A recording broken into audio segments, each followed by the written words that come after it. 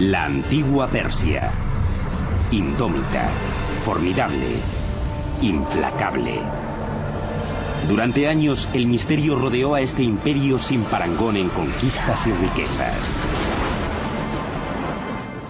Para crear un imperio de la envergadura del persa, el mayor que ha conocido el mundo, obviamente hace falta cierta pericia militar.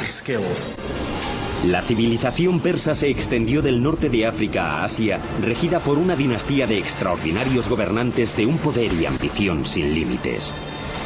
Ciro el Grande es uno de los pocos que se ha ganado de verdad su sobrenombre. El imperio persa nos ha legado algunas de las proezas de la ingeniería más asombrosas de la historia. Además de erigir majestuosos palacios en medio del árido desierto, también construyeron carreteras, puentes y canales. Todo el mundo ha oído hablar del canal de Suez, pero ¿y del canal de Darío? Pero se avecinaba una tormenta. La antigua rivalidad con los griegos daría lugar a un épico enfrentamiento que cambiaría el curso de la historia y que resultaría determinante para el mundo occidental durante los miles de años que siguieron.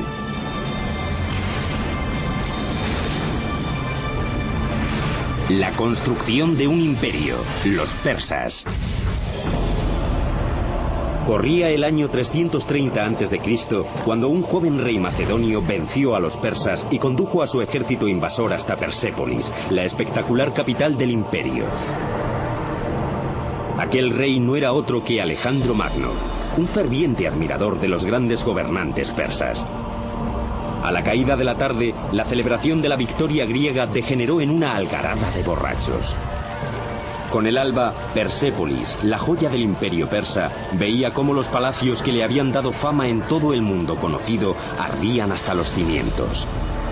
2500 años después de aquello, estas inmensas torres se yerguen como testamento de las imponentes alturas que llegó a alcanzar este imperio, ahora olvidado. Para mí, Persia es sinónimo de lujo, delicados tapices y bellas alfombras. Bueno, y de Otis, mi gato persa. Pero también pienso en el legendario rey Ciro el Grande, cuya extremada tolerancia religiosa y cultural le llevó a liberar a los judíos de Babilonia para que volvieran a Israel. Hola, soy Peter Weller, bienvenidos al Imperio Persa. Alrededor de 4000 años antes de Cristo, dos tribus nómadas se empezaron a asentar en una fértil pero abrasadora meseta iraní. Al norte estaban los medos y al sur los persas. Debido al carácter nómada de estas tribus, se interesaron más por la supervivencia que por la conquista.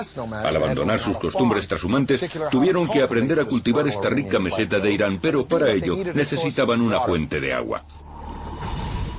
Los primeros persas podrían haber sido pasto de la historia de no haber descubierto una fuente de agua, y algo igual de importante, un medio para canalizarla hasta sus cultivos y asentamientos. Lo asombroso de este logro de la ingeniería es que no encontraron ese agua ni en ríos, ni en lagos, ni en el océano, sino en el sitio más improbable, en las rocas. Persia se levantó de la nada. Era un terreno muy escarpado y hostil que exigía inventiva y determinación. Hace 3000 años, los antiguos persas nómadas deambulaban por las adustas planicies iraníes. Para buscar agua había que cubrir largas distancias. Fueron los magi, los hechiceros de las tribus, mitad ingenieros, mitad geólogos, quienes idearon la manera de llevar el agua a los pueblos. Sin más utensilios que unos cinceles, estos hechiceros pusieron los pilares del imperio persa. Y lo hicieron mediante un revolucionario sistema de canales subterráneos de irrigación llamados kanats. Su funcionamiento se servía de la gravedad para aprovechar la topografía natural del terreno, que describía una pendiente continuada hasta la cordillera de Al-Borz, en dirección al Golfo Pérsico. Desde la superficie se introducían ejes verticales a partir de los cuales se excavaban túneles horizontales de poca longitud. Alrededor de 1 kilómetro colina arriba se volvía a construir otro eje y así el canal iba avanzando. Podía estar a 20, 30 o 40 kilómetros de distancia, así que requería mucha pericia dar con el lugar de la pendiente en el que el canal conectaba con el acuífero, o incluso las filtraciones del agua subterránea en lo alto de la montaña. El ángulo de las colinas era esencial. una unidad en vertical por cada 100 unidades en horizontal. No podía ser muy empinada porque la base del canal se erosionaría. Pero claro, tampoco tan horizontal como para que el agua no llegara a su destino. 2000 años antes de los legendarios acueductos romanos, los persas ya canalizaban enormes cantidades de agua a grandes distancias en condiciones de gran sequedad sin apenas pérdidas por escapes o por la evaporación.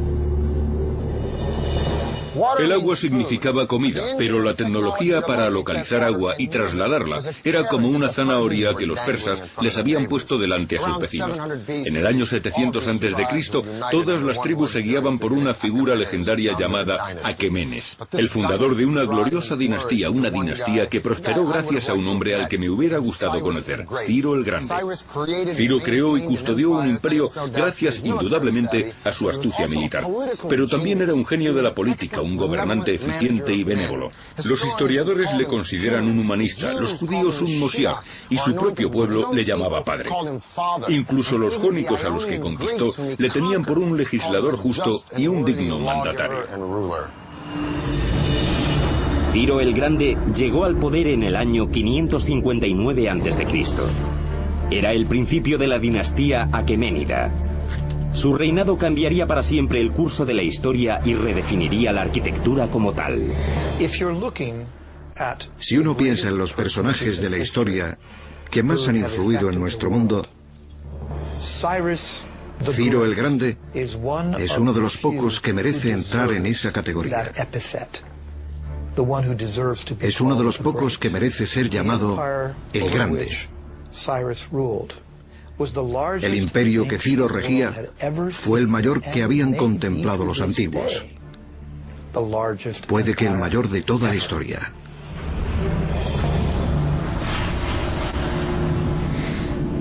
En el año 554 a.C., Ciro había aplastado a todos sus opositores y su liderazgo en Persia no tenía disputa.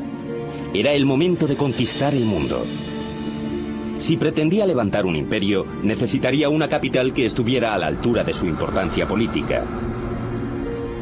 Fue entonces cuando Ciro se embarcó en uno de los proyectos de ingeniería más ambiciosos jamás vistos en la antigüedad.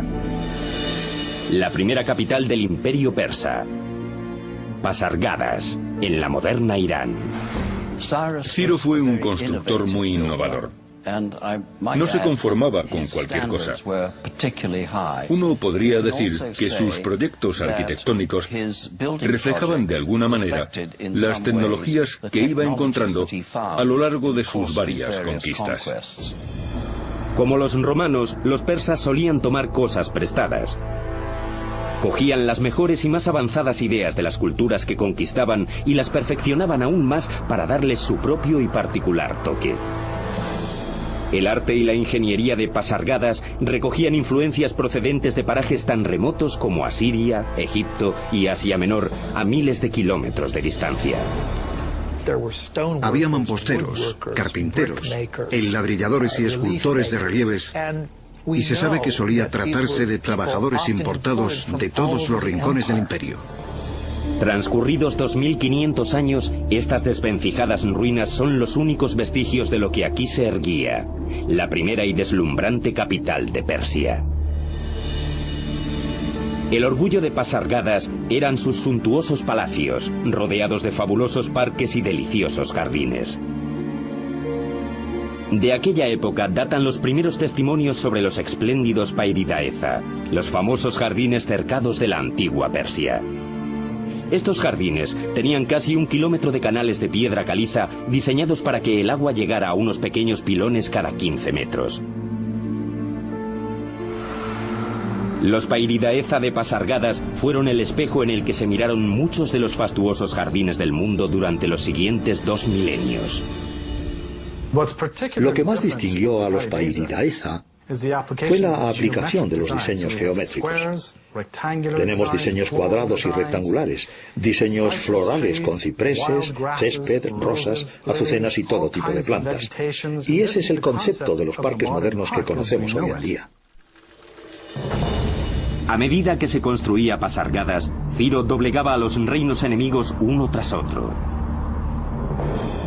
Pero su gobierno no se basaba en esclavizar a sus nuevos súbditos, algo totalmente revolucionario en el mundo antiguo. Supo reconocer la importancia de cada religión y de cada creencia y permitió su supervivencia. En el 539 Ciro conquistó Babilonia, pero no se presentó como un conquistador, sino como un liberador que venía a rescatar al pueblo de su despótico líder.